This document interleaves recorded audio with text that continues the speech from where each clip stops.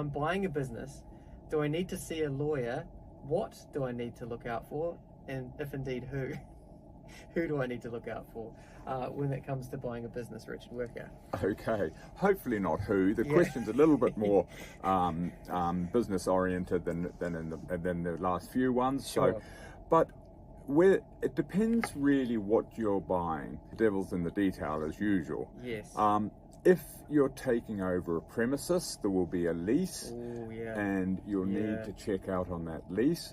Part of the business purchase will probably include goodwill, which is just money that you're paying to the vendor, to the seller, for how well the business is going.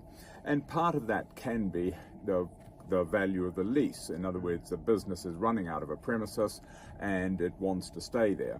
So it's very important to check out on the lease. The lease, you need to, also the landlord has to agree to you being, a good tenant going forward. So you have to get an assignment of the lease, so it becomes a little bit more complicated.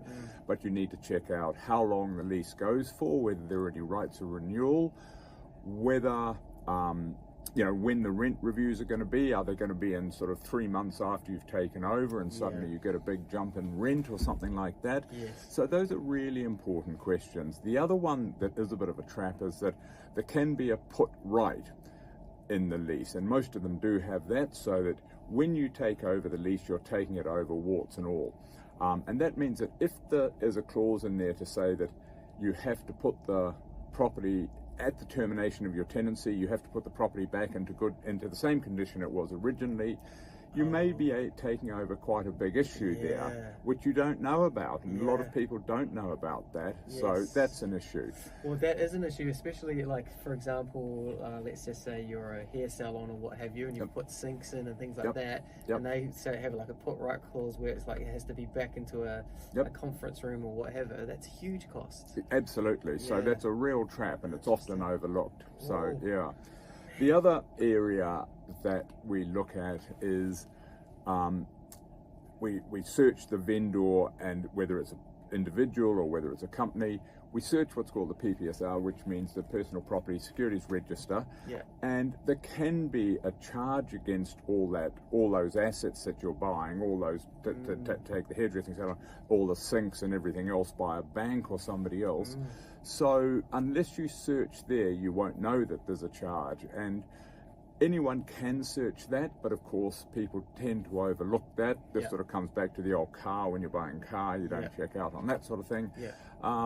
So that's very, very, very important.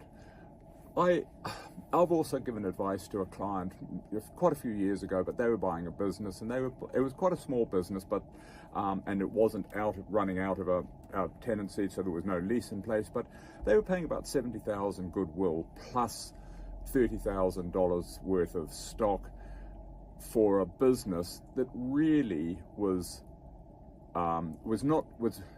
wasn't a huge business. All of the stock that they had was very old, second-hand, obviously second-hand because I'd used it.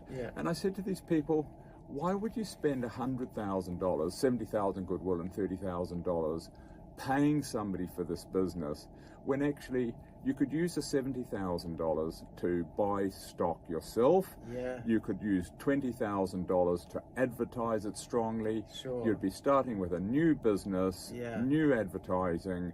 You'd probably be better off. And actually they took my advice and did very well as a result. So that was probably the cheapest money they've ever spent on my bill. Absolutely, And that's again, it's the things you don't need. And the things because you can be quite blindsided when you're starting a business as well. You can be almost like too close to it. Yes, definitely. And that's why having independent parties looking at it is good. I know when I do my own business, whether it's a house or something, I get another lawyer in the office to do it because you're looking at different things. Richard Worker from the legal team, thank you so much.